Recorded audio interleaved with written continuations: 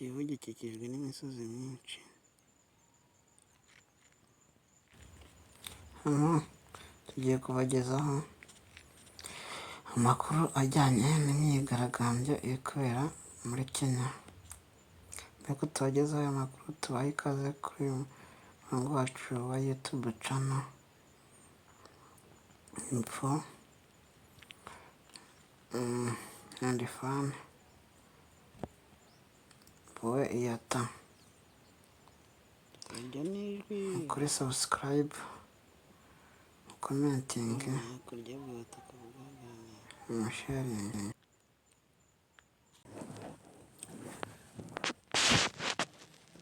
Muri Kenya hatangiye imyigaragambyo. Abigaragambya basaba leta kurekura abantu bafashwe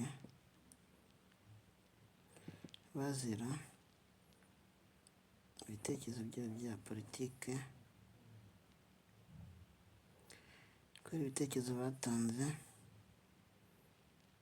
ku mbuga nkoranyambaga no kuri interineti muri rusange. Umva amakuru yatangajwe na France 24. Ati ndapfukamye ndabasaba guhagarika ubwo bugome. Le désespoir de ses proches de disparus se fait entendre. Umubabaro w'abigaragambya urumvikana mu bigaragambya. Ils accusent les autorités d'avoir enlevé et de détenir illégalement des... Bashinja leta gufunga no gutwara abantu mu buryo butemewe Dizaines de n'amategeko. manifestants et critiques du pouvoir, dénoncés par des politiciens, défenseurs des droits humains et avocats kenyans. Bashinja leta gutwara abajene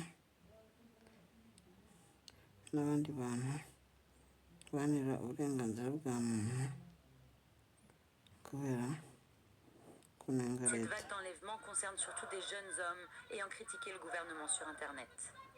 Le rendez-vous a été donné dans la localité d'Embu, au sud-est de la capitale, là d'où un influenceur de 24 ans aurait été enlevé il y a 6 jours.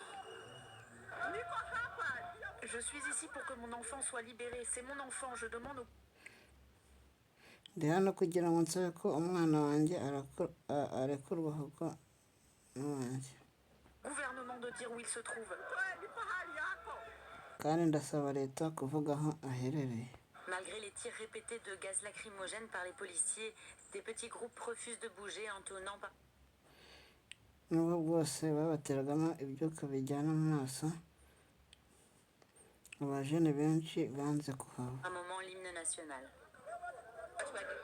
Ce que nous demandons, c'est que les jeunes qui ont été enlevés soient libérés. Turasaba yuko abajene bafunzwe cyangwa se batwawe barekurwa. Nous avons une constitution, nous avons un état de droit.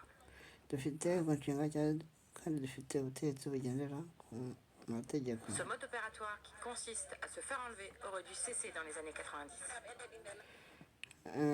Ibyo bikorwa byo gufunga abantu ku buryo butemewe n'amategeko byagombye kuba byarahagaze mu myaka y'1990. Une référence à l'ère du président Daniel Arap Moi, autocrate qui avait banalisé les disparitions approuvées par l'État.